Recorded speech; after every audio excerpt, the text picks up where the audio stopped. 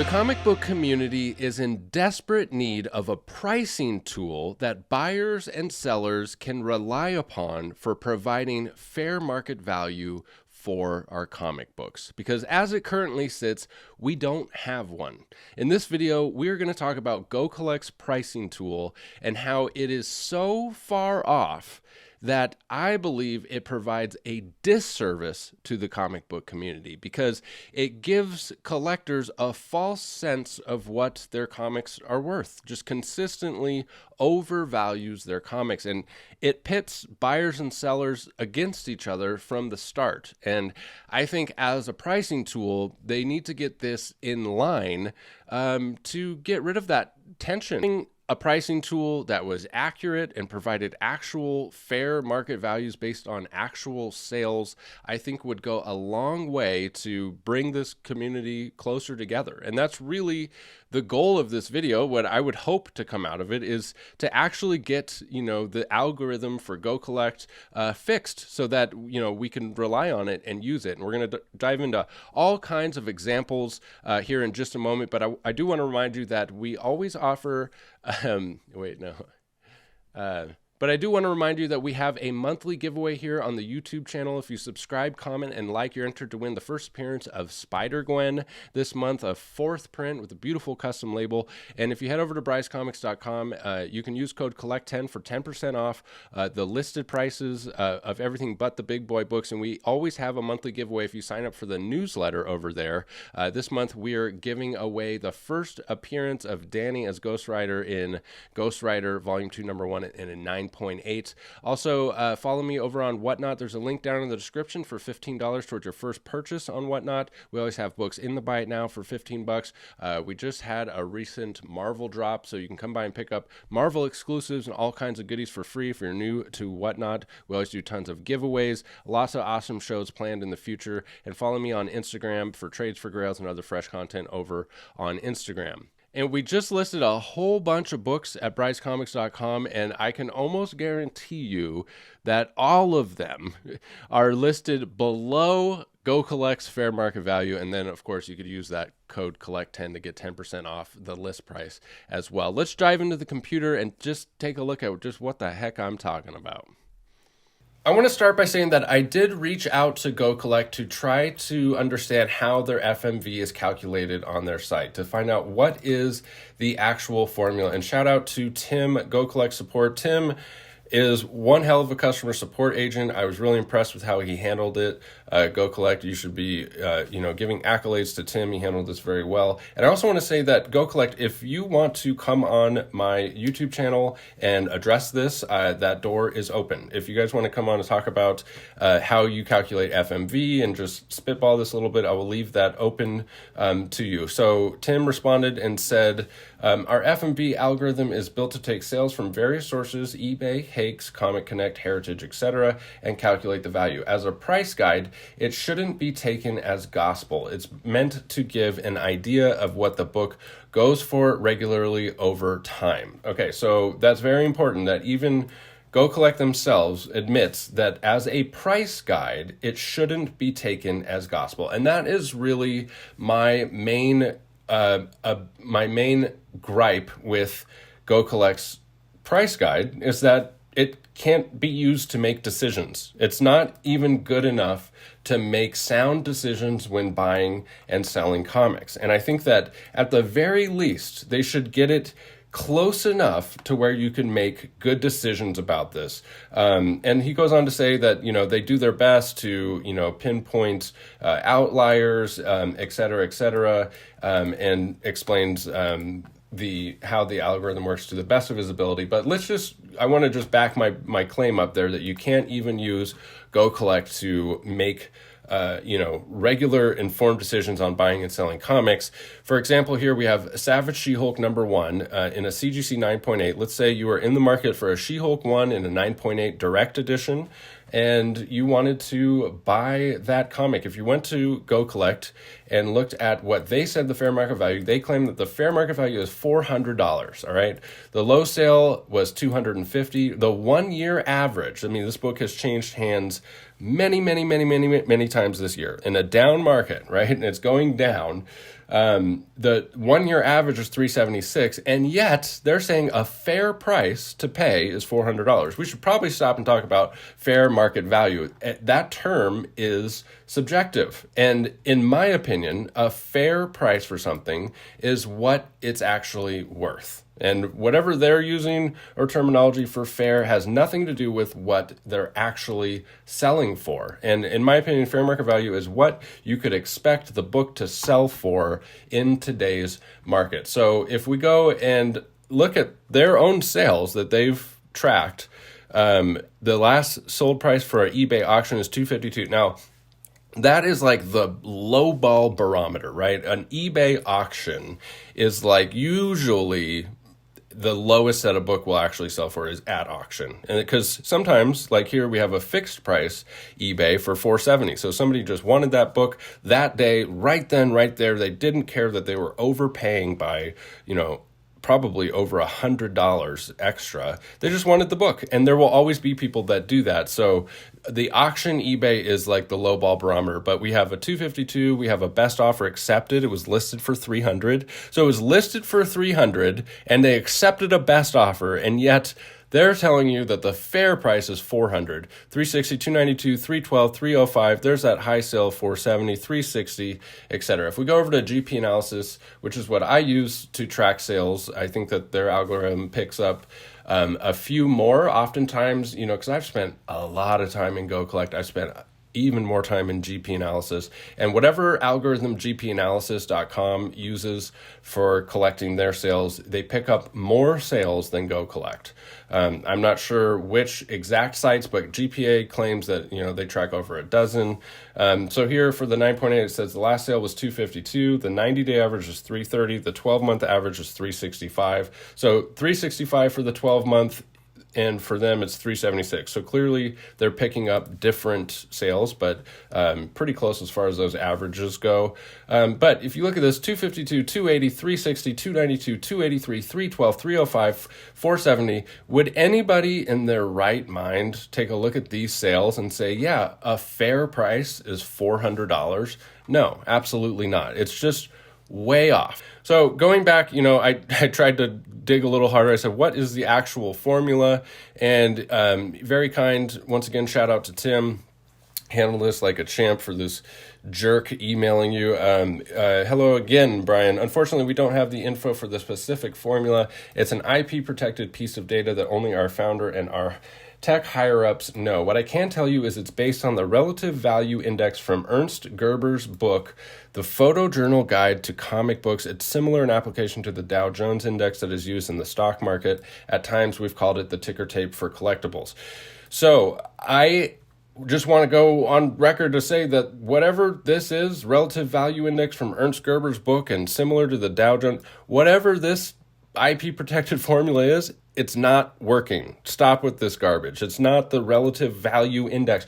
The only thing you should use for your algorithm to have a price guide for a comic book community is sales. That's the only thing that matters in providing the value of comics should be sales, not this relative value. And the reason I can say that with confidence is that it's not working. And I've done so many spreadsheets showing how they're just consistently 10 to 20% over fair market value when looking at a large collection. And if anything that you can use GoCollect for is you can rely on them being 10 to 20% over in their fair market value assessment to what books are actually selling for. Like they're consistently over. And that's kind of also where this gripe comes from. If they're that consistent with being over, why can't they just get it in line? Like they've showed consistency. It's just not consistency about being correct. And the reason that this video was sparked is this collection that I recently purchased from my friend Alan. I paid $50,000 for this collection, and I just wanted to show, because when he reached out to me originally, he said, GoCollect has this collection valued at $91,870. It's like, I think it was like 300 slabs, right? And the total came out to $91,000. And he said, when he reached out, what would you like to offer? GoCollect says it's worth $91,000. And right then I just kind of feel the wind come out of my wings a little bit, like, here we go. I'm behind this first obstacle that GoCollect is giving the community, that's causing this instant strife between buyers and sellers, is that the sellers think that their books are worth more than they are. And that's why I think it's such a disservice to the community. I think that if you're going to provide a price guide, it doesn't have to be gospel, but it should be close enough to where you're not pitting buyers and sellers against each other from the start because they have this false representation or idea of what their books are worth. So this is somebody else's collection. Somebody gave me the login. It says the 181 fair market values, 24,532. Now, so, look at how official this looks. It's from this website. You would feel pretty confident after spending all that time entering your books and it spitting out this thing that is a fair price for your books. But I know as a seller that this is at least 10% over, probably closer to 20% over the actual what the books are actually selling for. So anyways, going back over here to this collection, for Alan's collection, it spit out this number for $91,870. And, I made my offer right off the bat. I took 20% off of this because I know that's about the high range. And this is for whenever you have, at least 100 books, I would say. Like if you only had 10 books in your collection, I wouldn't make an offer like this. I just look up the 10 books. But when there's hundreds of books, and I know from experience in buying many, many collections that were valued by GoCollect, and then actually looked up all of the prices, which we're actually going to do here in just a second with the Amazing Spider-Man books of this collection to show you that this is the range. Right off the bat, I knew I could comfortably take 20% off of what GoCollect said it's worth, and then I can offer my 60% of that, because I offer 60% of what books are selling for in that market that day. And so I offered $44,000, and Alan said, I appreciate the offer, but I won't take anything less than $50,000. And at that point, I'm like, all right, I got to spend a lot of time with this and figure out if I can offer 50, because maybe I can offer 50. And but I'm going to have to take a look at all of these. I'm going to have to look for outliers. I'm going to have to crunch a whole bunch of numbers, spend hours with this thing to see if I'm comfortable spending that $50,000. I ended up paying the $50,000, which was 55% of GoCollect's value, which I think is somewhere between 65% of the actual sale prices. So overall, super happy with the deal. Alan was a super cool guy, and I'm glad I made this deal. But what I did is I was like, all right, let me do this again. Let me see how far off GoCollect's actual values are from, actual sales, because it'd been, 6 months or so since I actually did this experiment. And I looked up all of the Amazing Spider-Man books that he had in his collection, which was all of these. So starting from here, 13, all the way down, and I looked at all these. And then in these situations, he had multiples of the same book. So for 238, he had two 9.0s and one 9.4. And so I added up, all the sales and put the total there. So that's how we did it. So at the end here for the Amazing Spider-Man books, the total for all of the Amazing Spider-Man books in this collection was $24,430. That's what GoCollect had as the GoCollect FMV. GoCollect FMV. And then this is actual sales. All right, so these were the actual sales from GP analysis were 20,870. So if you take 24,430 and multiply it by 0.85, which would be 15% off, it comes to 20,765. So right about 20,870. So right about 15% is what GoCollect had it over the fair market value. And I was just curious. I just wanted to see, in this collection, is it still somewhere between 10 and 20%? And yep, it was right smack dab in the middle between 10 and 20%. Now, Now, a funny thing happened. Young Marcus, the director of operations here at Bry's Comics, wanted to purchase The Amazing Spider-Man 96. It's that drug story, not approved by the Comics Code, very collectible book. He decided he wanted to buy that for his personal collection. I said, of course, just pay me whatever I paid for it. So we went back to this and we decided, okay, I paid 55% roughly of what GoCollect had the value as. And GoCollect had the value of this book at $450. The actual sale price, the recent sale price, was $214. So I paid $247.50 for this book. That's only worth $214.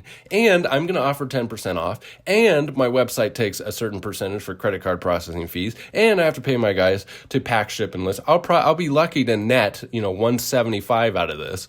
So I told him, like, yeah, dude, I way overpaid for this book. I paid, even with my 55%, I paid more than the book is worth. And there's a bunch of examples of this throughout this list where GoCollect is just way over. Like this number 13, they had the fair market value at $1,400, but the actual sale price was $1,080. I mean, some of these are 100% higher than the actual sale price. Like this one is over 100% off.